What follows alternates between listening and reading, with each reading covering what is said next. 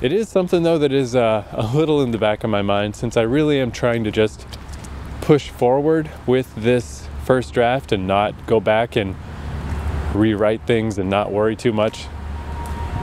That the second pass through, it's going to be pretty brutal, I think.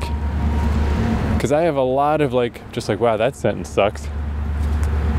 And because I've never really done sci-fi before, it's really tough to hit that balance between being casual, because to be casual, there's a limit to how much contemporary verbiage you can use or speech patterns.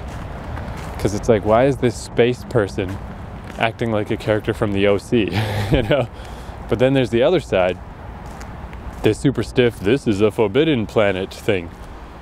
And if anything, I'm falling too far on those two sides. The cooler character is a little too cool, and I'm trying not to fall too far into human style 21st century North American speech patterns.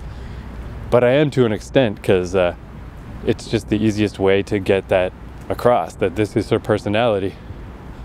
Whereas the other character, the more alien one, is at this point pretty stiff. If I'm not sure what should be coming out of his mouth, I just kind of default to, I am almost a robot. I don't understand your ways. I will speak in a stiff manner, lacking contractions. All that stuff is going to need a lot of smoothing out on the second run through. And there's even occasional times where I'll just put like a pair of double parentheses around a word where it's just like, this is not the word, but I can't think of the word that I want, and I'm tired of trying to think of it right now.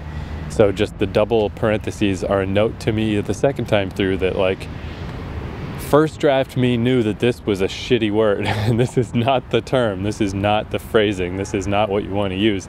But it's up to you, second draft guy, to figure something out. So it's still going to be like way faster than the first draft, but it's going to be tough. There's going to be a lot of mental wrangling required in that second draft, a lot more than most of the stuff that I write because of the weird sci-fi setting. Like, basically, this first draft is not going to be good. It's like if I showed it to somebody, they'd be like, whoa, I don't know how you even convinced yourself that you could be a writer. This is fucking terrible. Why would anyone want to read this?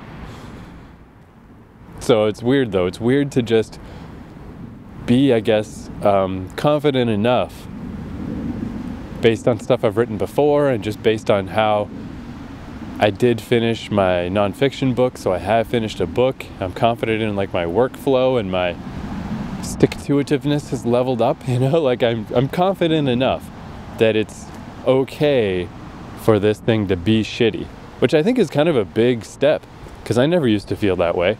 Every chapter I would just trawl over and over and over till, you know, I just strangled the fucking life out of it and made sure it was as great as it could be.